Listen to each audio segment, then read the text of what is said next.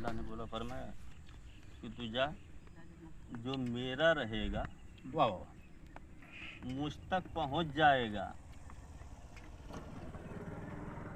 बस कुल मिसाल ये है, अल्लाह फरमाता है जो मेरा होगा वो तेरा नहीं होगा, जो तेरा होगा मेरा नहीं होगा। ये अल्लाह ये कह रहा है और जो मेरा होगा मुझ तक पहुंच जाएगा।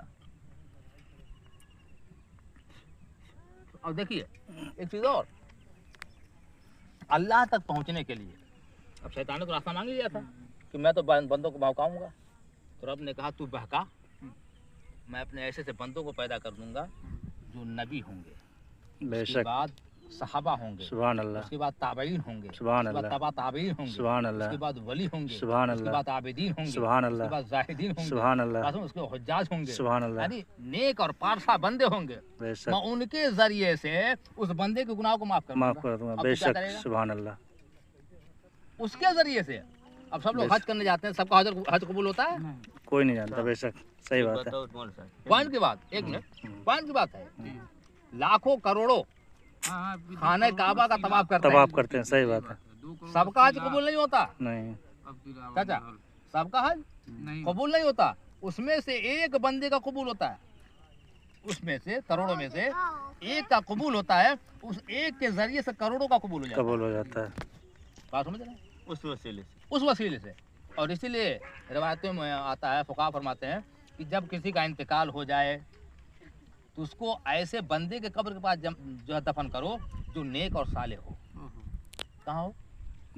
जो नेक बंदा हो, जैसे किसी वली का मज़ार हो, शहीद का मज़ार हो, या कोई बहुत बड़ा पाबंद नमाज हो, नमाजी हो, तुम्हारे गुमान में जो अच्छा बंदा हो हमारा हो, समझा, उसके कब्र के पास उसको दफन कर दो।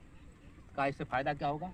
कहा फ़ायदा ऐसे होगा कि जैसे हमारा दुनिया में एक जगह बैठे हुए हैं, बरकतें मिल रही हैं, ऐसे जब अल्लाह की रहमत के नूर के छींटे उस पे आएंगे, वो छींटा उसकी कब्र पे जाएगा। सुभान अल्लाह, सुभान अल्लाह, के जरिए से अल्लाह से गुनाह को माफ करेगा। बेशक, सुभान अल्लाह, सुभान अल्लाह। अल्लाह सजदा करे के बताई दी, वह बात इनसे कलिए है।